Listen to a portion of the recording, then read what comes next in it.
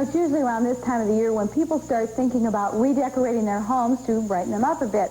But with the cost of furnishings today, that's not always so easy to do. Well, recently, some do-it-yourself decorating workshops began here in the Twin Cities that offer people the chance to redesign their home rather inexpensively. Now, the workshops involve a technique called wall stenciling. Wall stenciling really isn't a new concept. It began back in the early 1800s, and tonight we're going to show you how it's done.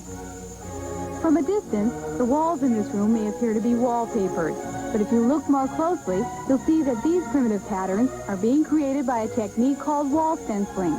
This American folk art developed over 150 years ago and is now experiencing renewed popularity due to the efforts of Alice Feldstuhl and Barbara Marhofer. These Twin Cities women recently wrote a book on the subject, compiling over 70 original stencil patterns that were traced in New England homes. Today, this art form still offers an easy and inexpensive way of decorating your home that anyone can learn. The materials we use in wall stenciling are really very simple. We use vinyl plastic to cut the stencils out of, latex paint, a stencil brush, an X-Acto knife to cut the stencils, a permanent marker to trace the design onto the plastic. And we'll begin by tracing a pattern from the book, and we'll open with the bird that sits on top of the willow tree. In this first step of tracing, you need two separate pieces of plastic for each color in your pattern. In this case, there are two colors, so two pieces of plastic are needed. Now that we have traced the stencil, you can cut it out. Right. An X-Acto knife is used to cut out your design. By carefully following the lines you've traced onto the plastic, the pattern will eventually pop right out.